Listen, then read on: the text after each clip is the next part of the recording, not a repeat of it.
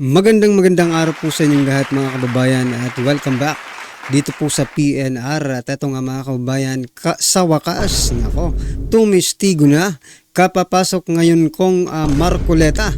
Nilantad na katotohanan, Abalos tinapos na. So yan mga kababayan, yan po ang ating alamin at bibigyan ng komento mula po ito kay Banat News Updates.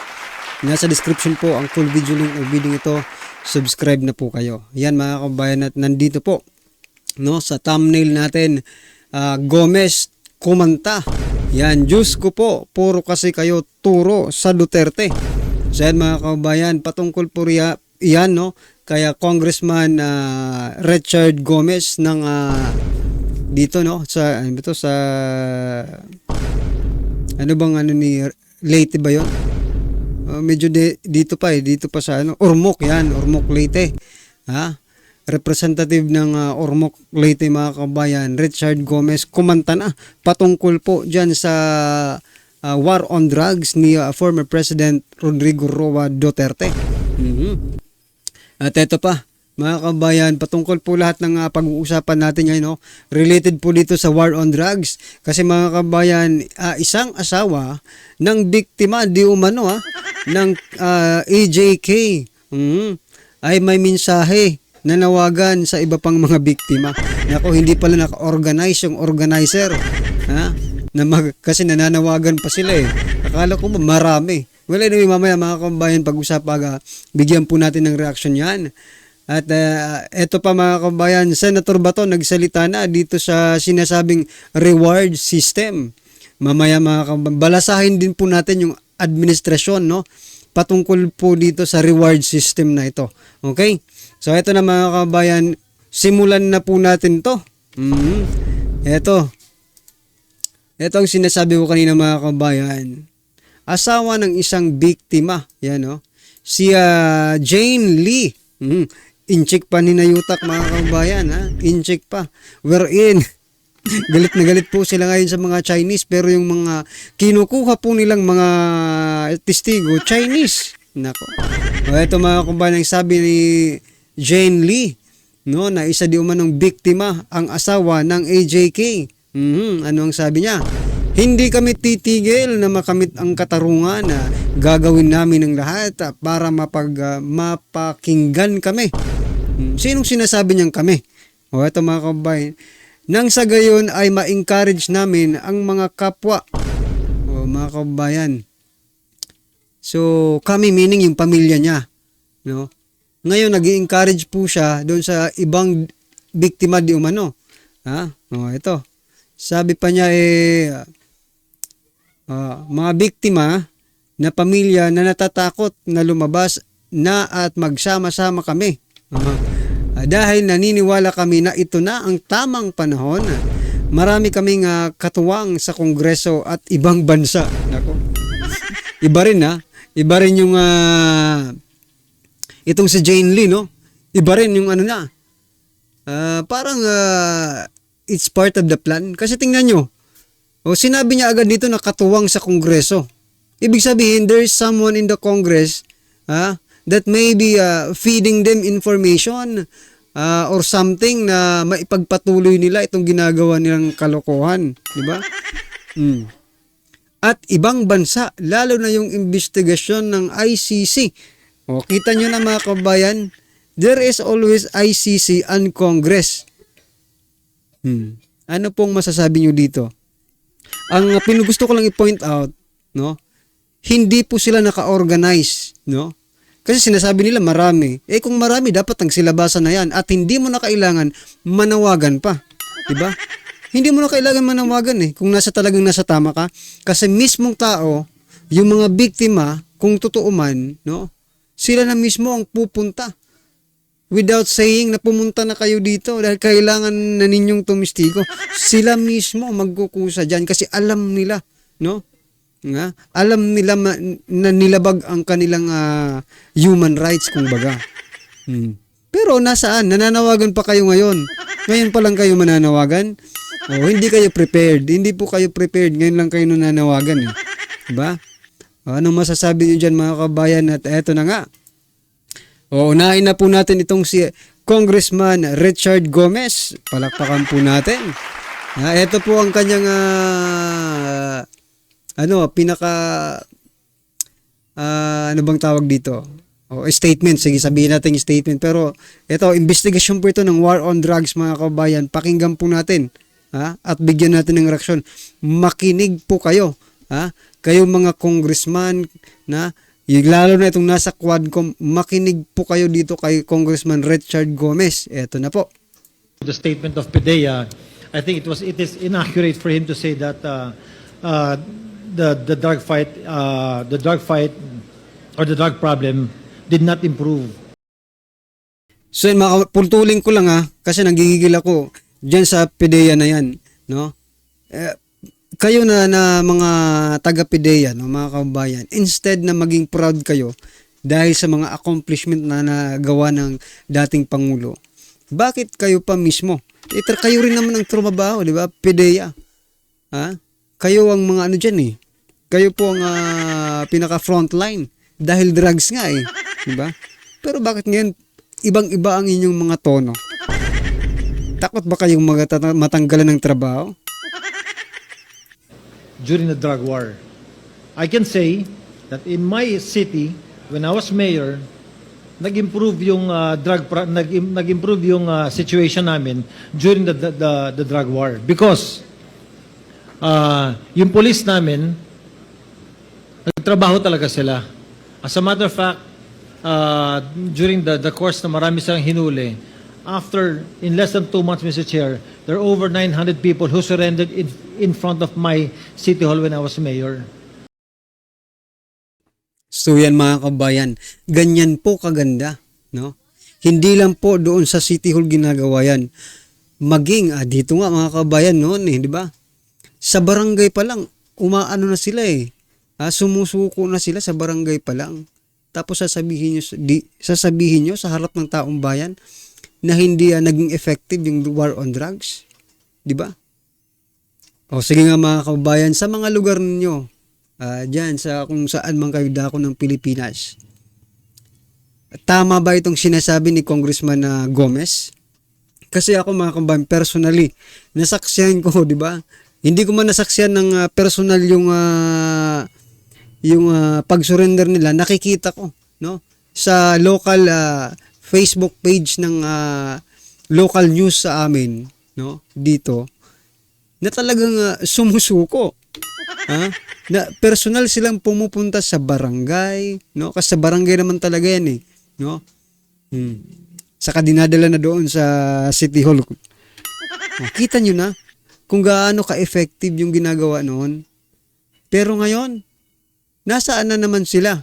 Ang tanong, nasaan na naman sila? Diba? Kayo na po ang humusga mga kababayan.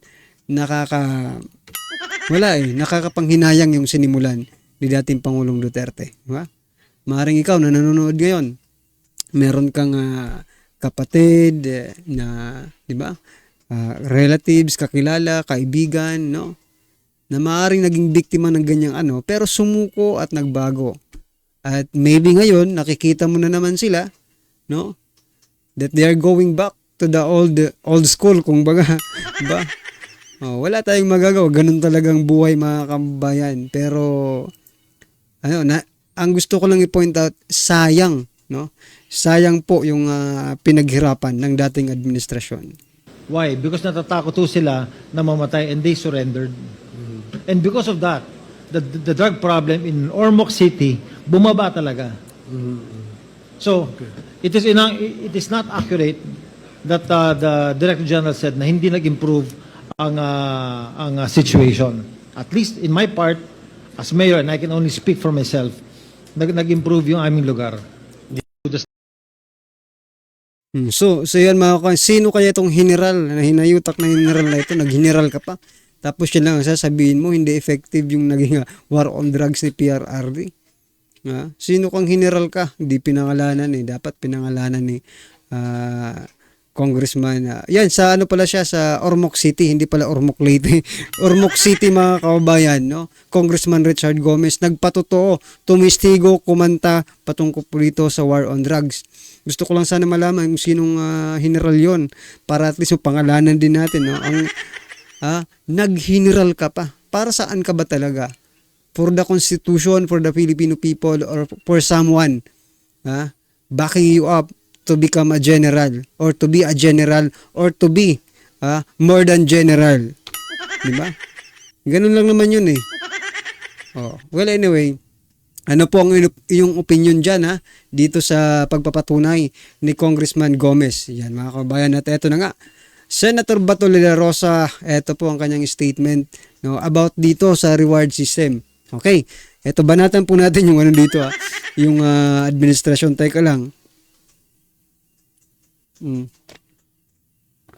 Banatan po natin mga kabayan kasi parang hindi tama eh. May mali po dito.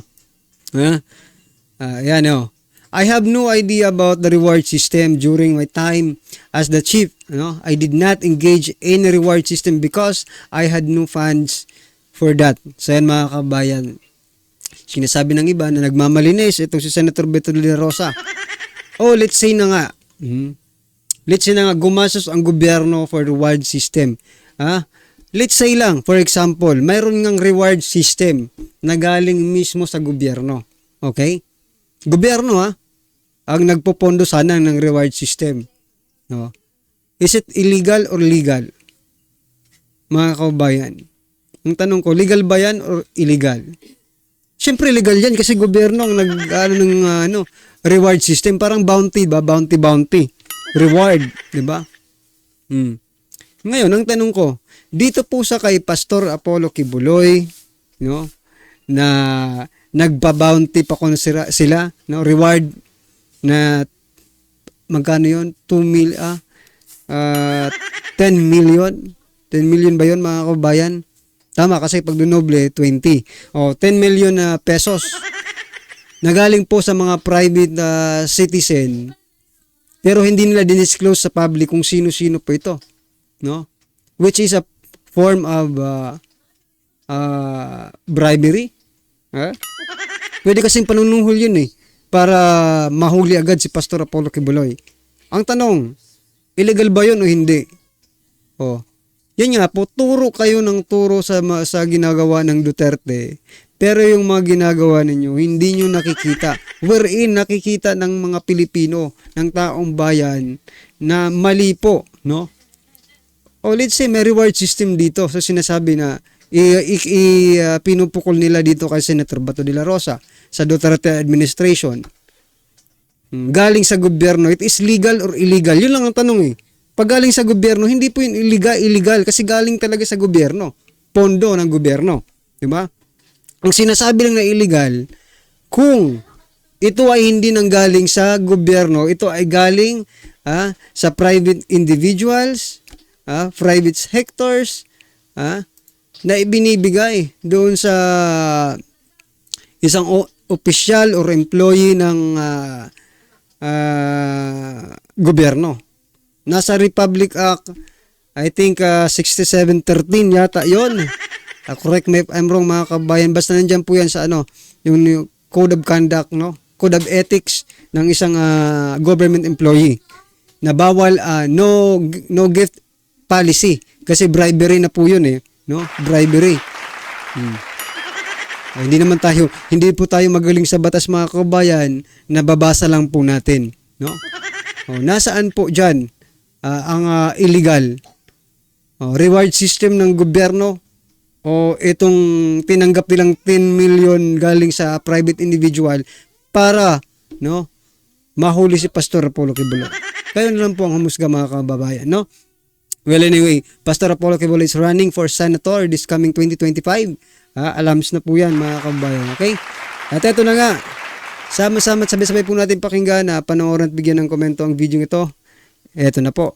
Ito ang breaking news ngayon. Viral ngayon sa mundo ng social media. Payag ka pag nagpa-check up ka, pero yung mag-check up sa'yo walang alam alam sa medisina. Hindi, di ba? So ba't ka buboto ng tigagawa ng batas nang walang alam sa batas? Ito ang komento ng isang netizen matapos tila napahiya di umano si Benhur Abalos sa kanyang pagtakbo bilang senador sa 2025 midterm election. Bagamat alam naman natin na isang abogado itong si Benhur Abalos. Pero ang nangyayari ngayon sa Marcos administration na kahit alam na niyang labag sa batas ang mga nangyayari ngayon ay patuloy pa rin siyang pikit mata. Pero bago tayo magpatuloy mga kapanig, kung bago ka pa lamang sa aming channel ay huwag kalimutang mag-like, subscribe at i-click ang notification bell para mas maging updated ka pa lalo sa lahat pa ng mga bagong videos na i-upload namin. At yun na nga mga kapanig, ang idineklara ni Pangulong Bongbong Marcos Jr. ang mga senatorial lineup ng administrasyon sa ilalim ng Alyansa para sa Bagong Pilipinas sa darating na 2025 midterm election. Isa si Benhur Abalos na kabilang na tatakbo bilang senador sa ilalim ng administrasyon. Ngunit di maiwasan at nagkagulo sa mundo ng social media nang may magkomento na isang netizen na ayon pa sa kanya, payag ka pag nagpa-check up ka pero yung mag-check up sa'yo walang alam sa medisina. Hindi, di ba?